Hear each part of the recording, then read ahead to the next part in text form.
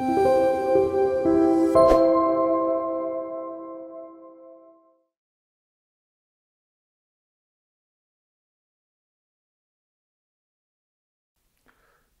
안녕하십니까. 오늘 그 인싸아싸 TV에서 제가 여러분들과 말씀 나눌 주제는 공공외교라고 하는 주제를 가지고 왔습니다. 그래서 오늘 영상의 제목은 공공외교에 대해 아시나요? 라는 주제로 여러분들과 한 10분 정도 얘기를 나눠보도록 하겠습니다. 오늘 그 주제에 대해서 여러분들께 말씀드릴 강연자는 국립부경대 국제지역학부의 정호윤이라고 합니다. 자, 그래서 오늘 공공외교라고 하는 것을 좀 본격적으로 여러분들과 이야기를 한번 나눠볼 텐데, 공공외교라고 하는 것은 영어로 하면 Public Diplomacy라고 합니다. 그래서 공공외교라고 하는 단어를 처음 들었을 때 여러분들께서 익숙하게 알고 계신 분들도 많이 계실 테지만 또 생소하신 분들도 분명히 있을 거라고 생각을 합니다. 그래서 이 영상을 시청하시는 우리 학생분들 혹은 우리 일반 시민분들께서 이 영상을 보시고 공공외교라고 하는 것에 대해서 이제 이해할 수 있는 그런 계기가 되었으면 하는 바람으로 이제 오늘 강의를 시작하도록 하겠습니다. 공공외교라고 하는 것은 우선은 공공외교법 제2조에 의하면 국가가 직접 또는 지방자치단체 및 민간 부문, 예를 들면 기업이 될 수도 있고 우리 대학이 될 수도 있고 NGO가 될 수도 있고 아니면 한인단체가 될 수도 있고 다양한 이런 민간 부문과 협력하여 문화, 지식, 정책 등을 통하여 대한민국에 대한 외국 국민들의 이해와 신뢰를 증진시키는 그런 외교 활동을 의미합니다. 그래서 우리가 외교라고 하면 다소 딱딱하고 무겁게 여러분들께서 느껴질 수도 있을 것 같은데, 이런 공공외교라고 하는 것은 정부, 어떻게 보면 공공부문뿐만 아니라 우리 민간 부문이 함께 주체가 될 수 있다는 측면에서 조금 더 우리에게 가까이 다가오는 그런 형식의 외교다, 이렇게 볼 수 있겠습니다. 그래서 이 정의만 보고는 여러분들께서는 아직까지는 감이 안 잡히실 텐데 제가 조금 더 설명을 드리도록 하겠습니다. 자, 공공외교라고 하는 것이 본격적으로 부상하게 된 것은 21세기에 들어서입니다. 사실 20세기까지만 하더라도 우리 국제관계라던가 이런 것들을 살펴보면 현실주의적 패러다임이 어떻게 보면 주류 패러다임으로서 자리매김했었습니다. 현실주의는 간단하게 말하면 이 국제체제라고 하는 것을 무정부 상태로 상정합니다. 무정부라고 하는 것은 어떻게 보면 정부가 없는 상태를 의미를 하죠. 우리 국제체제를 떠올려 본다면 우리 예를 들면 우리 국가 상위 수준의 어떤 그 권위체가 존재하지 않죠. 유엔이라고 해도 사실 국제 기구일 뿐이고 정부 역할은 할 수 없습니다. 어떤 국가를 처벌한다거나 어떤 국가의 행위를 통제한다거나 그런 권한이 없습니다. 그렇죠. 그래서 무정부 상태로 상정을 하는데, 따라서 이제 이 무정부 상태를 어떻게 보느냐? 현실주의자들은 만인에 대한 투쟁으로 바라봅니다. 서로가 생존하기 위해서 끊임없는 투쟁 상태에 돌입하는 상태를 무정부 상태로 상정을 하는 거죠. 자, 그렇기 때문에 우리 20세기의 국제관계를 보면 특히 이제 냉전 시대를 우리가 돌이켜 보면 생존과 자조라고 하는 것을 추구해야만 했었습니다. 국가들은. 자, 그렇기 때문에 국제정치에서는 협력이라던가 이런 것들보다는 갈등, 이런 것들이 좀 더 팽배했었던 시기가 바로 20세기였습니다. 따라서 국제정치에서는 이런 현실주의적 패러다임, 현실주의적 분위기가 팽배할 수밖에 없었습니다. 자, 그렇기 때문에 전통적인 외교라고 하는 것의 의미가 주로 정무외교 혹은 군사안보외교 이런 것들에 치중이 되어 있었고, 다른 한편으로는 경제 통상 외교가 다른 한 축을 구성하는 형태가 지속이 되었었습니다. 하지만 냉전이 종식되고 21세기가 본격적으로 접어들고 또 이제 열린 세계화가 추동하는 다양한 그런 국제적인 수준의 역동성 속에서 이런 공공외교라고 하는 것이 새로운 외교의 어떤 패러다임으로 부상을 하게 됩니다. 자, 그리고 과거에는 하드파워, 다시 말하면 경성 권력 측면에서의 권력 관계가 굉장히 중요했다면 21세기에 들어서면서 어떤 매력과 이미지를 바탕으로 한 소프트 파워, 연성 권력 측면에서의 권력 관계의 중요성이 대두가 되고 있습니다. 자, 여기서 우리가 살펴봐야 될 것이 권력이라고 하는 개념인데, 여러분들 익숙한 이름입니다. 독일의 사회학자 막스 베버에 의하면 권력이란 사회관계 내에서 자기 의사를 대립적 의사에 대하여 관철시키는 모든 가능성, 이렇게 정의를 하고 있습니다. 권력을 정의하는 다양한 학자들이 있지만 대표적으로 막스 베버의 권력에 대한 정의를 설명을 드렸습니다. 자, 그러면 미국의 정치학자 조셉 나이라고 하는 정치학자가 있습니다. 이 정치학자는 상대방에게 영향을 끼칠 수 있는 방법으로 크게 세 가지를 꼽고 있습니다. 첫 번째는 압도적인 물리적 힘에 의거한 강압이 있습니다. 두 번째는 어떤 금전이 있겠죠. 회유가 될 수도 있고, 그렇죠? 그리고 마지막으로는 매력이 있습니다. 자, 이 세 가지를 염두에 두시고 설명을 드리면 좀 더 쉬울 것 같은데, 우리 권력의 유형, 특히 이제 국제관계에서 권력의 유형은 크게 두 가지 형태가 있습니다. 아까 제가 언급드렸던 하드 파워, 그 다음에 두 번째로는 소프트 파워가 있습니다. 하드 파워는 어떻게 보면 군사력, 경제력 등으로 자신이 원하는 대로 상대방이 어떤 것을 수행하도록 만드는 지배적인 권력이 되겠습니다. 그래서 하드 파워의 원천은 우리 조셉 나이가 제시한 세 가지 유형 중에서 강압, 그리고 금전 등의 근거를 하고 있습니다. 하지만 이 소프트 파워는 다른 개념입니다. 이제 금전 혹은 무력과 같은 어떤 강제력보다는 매력을 통해서 상대방을 설득하고 상대방의 행동에 영향을 끼칠 수 있는 능력이 바로 소프트 파워라고 볼 수 있습니다. 다시 말하면 자신이 원하는 것을 상대방도 원하게 하는 힘을 우리는 연성 권력 혹은 소프트 파워 이렇게 얘기를 합니다. 자, 21세기는 군사력, 경제력과 같은 하드 파워에 소프트 파워가 결합된 스마트 파워의 시대다, 이런 얘기가 있습니다. 자, 그래서 과거에는 정무외교, 경제통상외교가 어떤 하드 파워, 어떤 국가의 하드 파워를 축적하는 근간이 되었다면 21세기에는 더 이상 하드 파워만으로는 상대국의 혹은 국제사회에서 영향력을 행사할 수 없기 때문에 이 소프트 파워의 중요성이 대두됨에 따라 이런 것들을 확보하기 위한 공공외교의 중요성이 강조가 되고 있습니다. 자, 공공외교의 역사적 배경을 우선 살펴보도록 하겠습니다. 공공외교는 사실 최근의 개념은 아닙니다. 20세기 중반, 1965년 미국의 터프트대 학교 플래처 스쿨 학장이었던 에드먼드 걸리온이라고 하는 분에 따르면 이 공공외교라고 하는 것이 뭐냐 봤더니 냉전 구조 하에 하드 파워를 추구하려는 과정에서 상대방 국가의 정책에 영향을 미치기 위해 해당국의 여론을 움직이려는 정책을 의미를 했습니다. 따라서 이 당시의 공공외교라고 하는 것은 어떤 오늘날의 공공외교를 의미한다기보다는 개입 외교의 측면이 강했습니다. 하지만 이제 2001년 여러분들 많이 알고 계시는 9.11 테러, 그리고 전 세계적인 민주화 물결, 그 다음에 ICT 기술의 발전, 금융위기 등으로 인해서 군사력과 경제력 중심의 하드 파워는 한계에 봉착하게 됩니다. 그러면 어떻게 해야 되느냐? 소프트 파워라고 하는 대안이 있습니다. 그렇죠?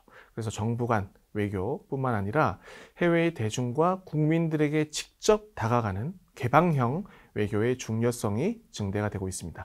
오늘날의 공공외교는 무형의 자산이 지닌 매력을 통해서 상대국 대중의 마음을 사로잡는 이런 소프트 파워를 추구를 하고 있습니다.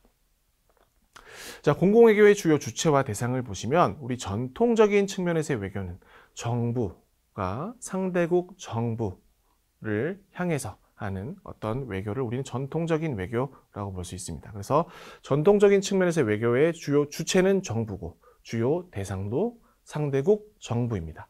근데 공공외교 측면에서 살펴보면 우리 정부가 주요 주체는 맞지만 어떻게 보면 공공외교라고 하는 것은 민간의 역량을 적극 활용했을 때 그 효과성이 증대되기 때문에 우리 민간 부문, 특히 우리 국민이라던가 기업이라던가 NGO라던가 이런 주요 주체가 정부와 협업을 해서 공공외교의 시너지 효과가 창출이 되고 이런 것들이 외국의 일반 대중에게 좀 더 다가설 수 있는 그런 아주 효과적인 외교 방식이 될 수 있기 때문에 공공외교에서는 주요 주체는 우리 정부뿐만 아니라 민간 주체입니다.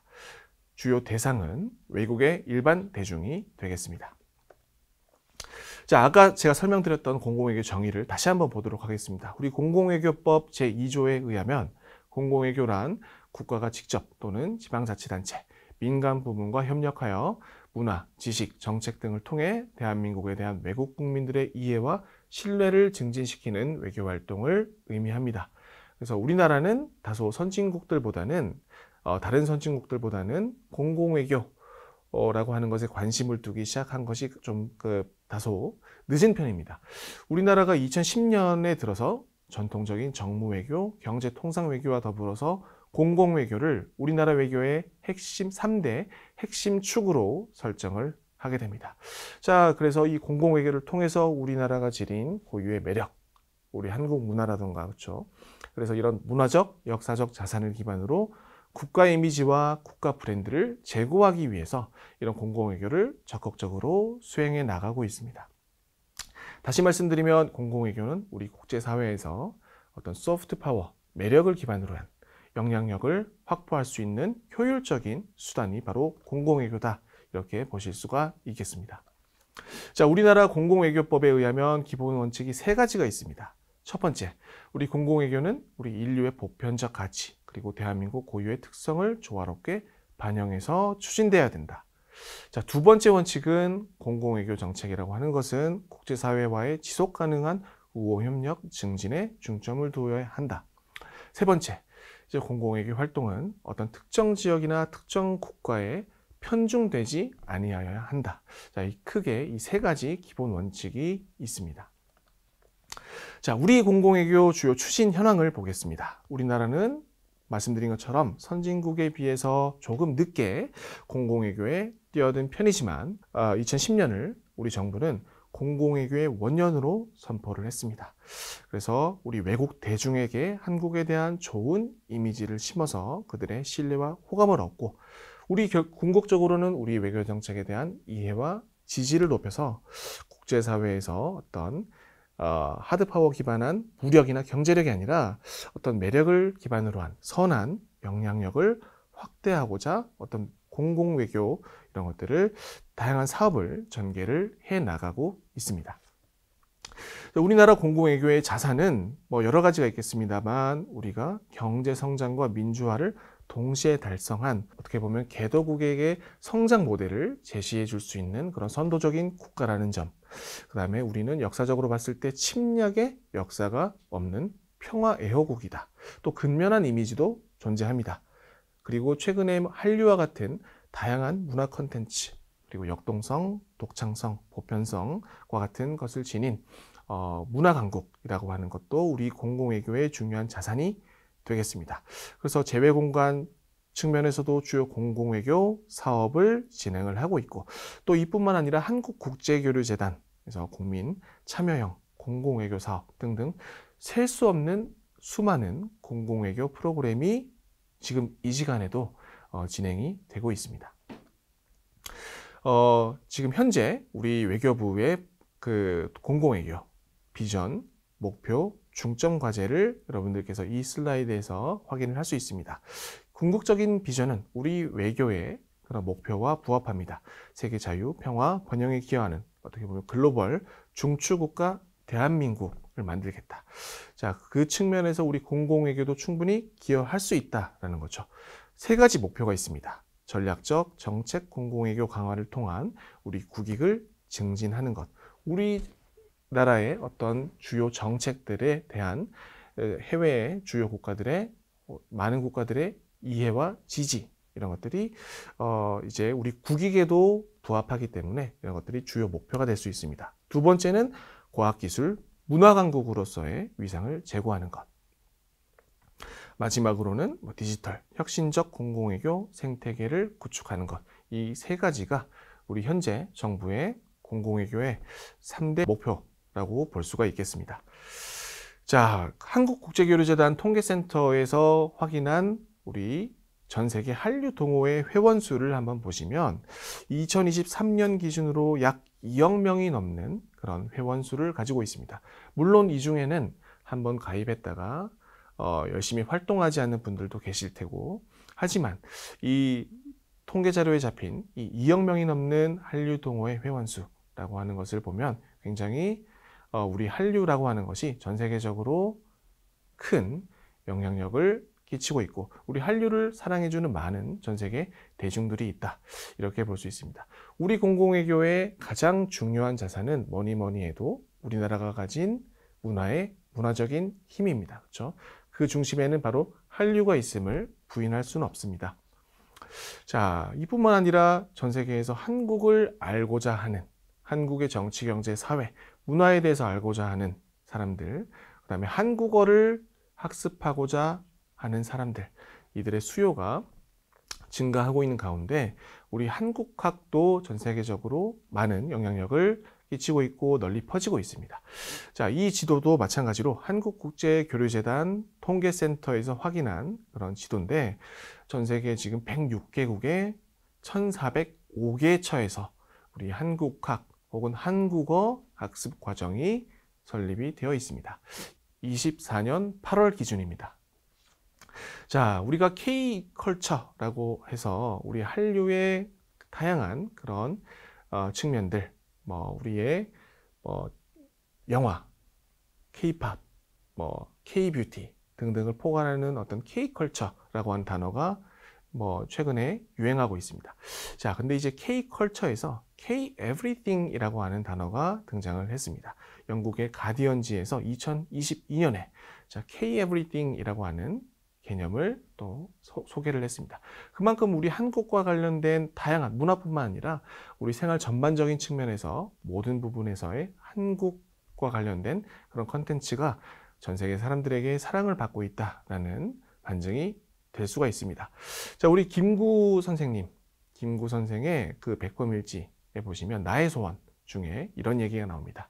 내가 원하는 우리나라, 나는 우리나라가 세계에서 가장 아름다운 나라가 되기를 원한다. 우리의 부력은 우리의 생활을 풍족히 할 만하고 우리의 강력은 남의 침략을 막을 만하면 족하다. 오직 한없이 가지고 싶은 것은 높은 문화의 힘이다. 문화의 힘은 우리 자신을 행복되게 하고 나아가서 남에게 행복을 주겠기 때문이다.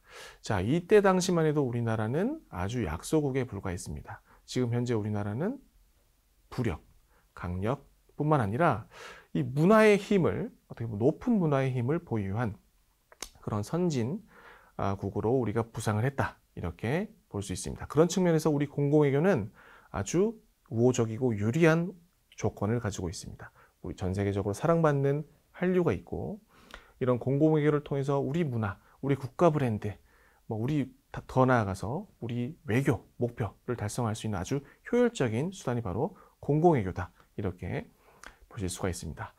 자, 이제 마지막으로 제가 말씀을 드리고 싶은 것은 우리 한국 공공외교라고 하는 것이 우리나라가 진정한 문화 파워를 가진 그런 국가로 좀 더 발돋움하기 위해서 어떤 과제가 있을까를 이야기를 나눠보면서 오늘 영상을 마무리를 하도록 하겠습니다. 자, 우리 한류에 대한 관심도를 한국에 대한 지지도, 호감도로 착각해서는 안 됩니다. 그렇죠? 우리가 예를 들면 축구 선수 음바페를 좋아한다고 해서 프랑스에 대한 지지도나 호감도가 높아지는 것은 아닙니다. 비틀즈를 좋아한다고 해서 영국에 대한 지지도와 호감도가 높아지는 건 아닙니다. 우리 한국 문화에 대한 관심도, 물론 한국에 대한 지지도, 호감도와 상관관계가 있겠지만 반드시 그렇지만 않다. 그렇기 때문에 한류라고 하는 것에 우리 한국에 대한 이미지, 한국에 대한 긍정적인 지지도, 호감도를 좀 더 높일 수 있는 방안을 우리가 고민을 해봐야 된다. 두 번째는 이제 일방적인 한류 확산 및 한국 문화 전파에 따른 역류 형상을 우리가 세심하게 살펴봐야 된다라고 이야기를 할 수 있습니다. 자, 우리의 문화 외교, 한류를 기반으로 한 이런 한류 확산 정책을 보시면 지나치게 우리 자기중심적인 문화 민족주의에 의거하고 있다라는 비판도 존재합니다.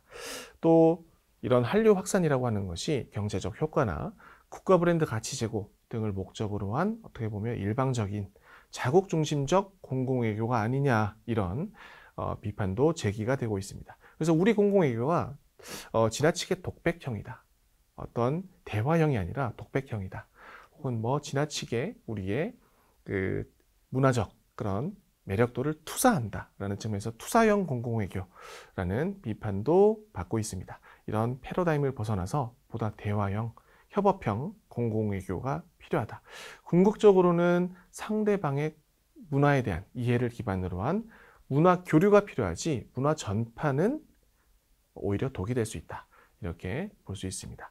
자, 그래서 우리 한국이 나아가서 앞으로 공공외교를 통해서 더욱 선진 그런 국으로 도약할 수 있는 계기가 마련이 되기를 희망하면서 오늘 영상은 마무리를 하도록 하겠습니다. 시청해 주셔서 감사합니다.